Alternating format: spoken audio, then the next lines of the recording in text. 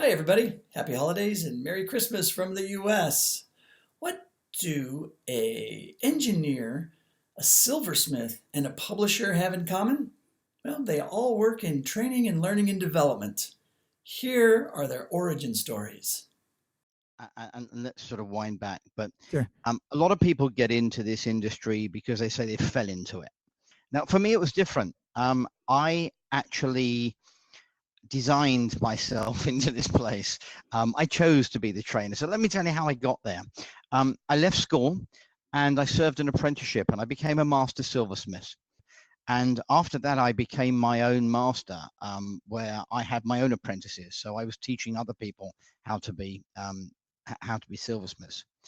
In the late 80s, early 90s, the business began to fall apart.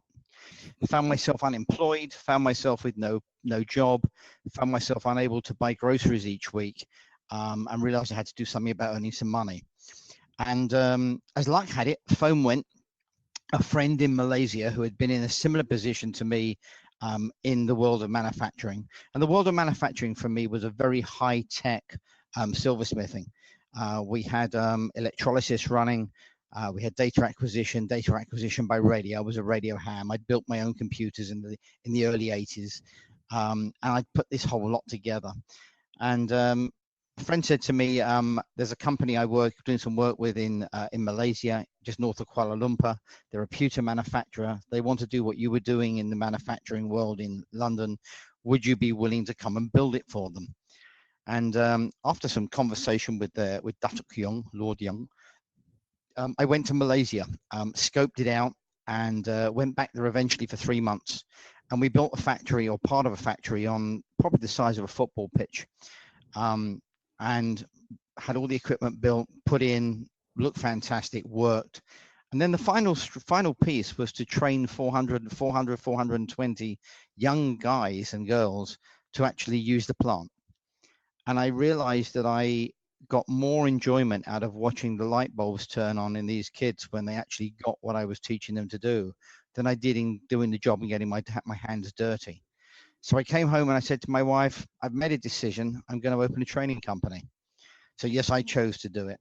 Had no idea what I was doing, no idea how to do it, and decided that I would open a company that took anything technical, highly technical, and put it into really easy to understand language for people. And I built a business around it. This is all an accident. This is just a happy accident for me. Everyone in my family, at least the males in my family, were printers. So I was a fifth generation printer. We go back to the late 1800s, early 1900s in that line of business. And so I was taught, it was expected that that's what I would be doing. I mean, looking back though, it's really cool. I mean, I worked with, it's communication, right? So that's the common thread in everything I've done.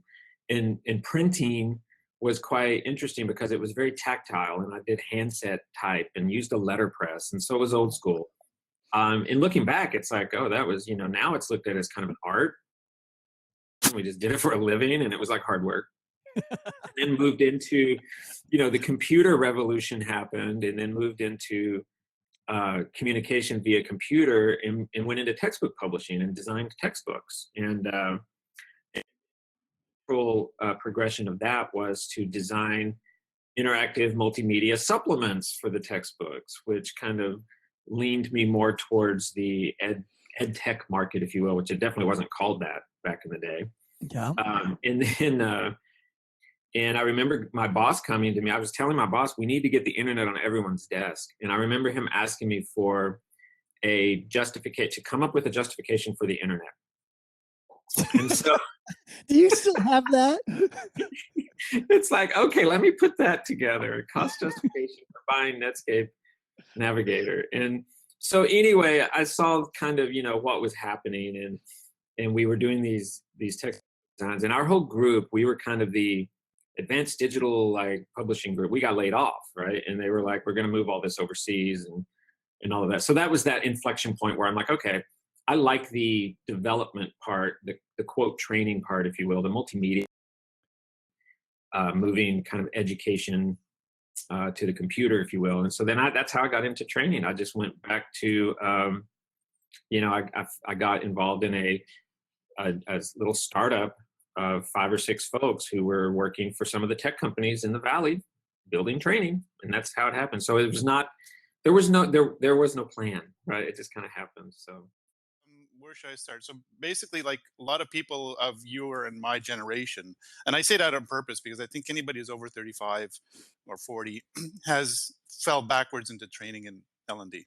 That's just my anecdotal opinion. Everybody I've met above that age has fallen in there by accident, and my story is no different. I was working for a Fortune 50. My background is in engineering first, and I hated it. And I was managing a department. And the days I was training employees and other people in the department and other areas of the company, I was really loving my job. The rest of the time, I hated my job. And so my boss recognized that, and he says, you should do more of this. And so long and short, I quit my job, started my own business, and started doing business training. And slowly got more into the world of what training and learning and development means to the business, and specifically not learning. I always, Brent, I always refer to it as performance management because I'm a performance management guy, and business leaders always look at performance first, Yep. not learning. They know learning is the vehicle to get there, but to them, learning is not the relevant part. It's improving performance.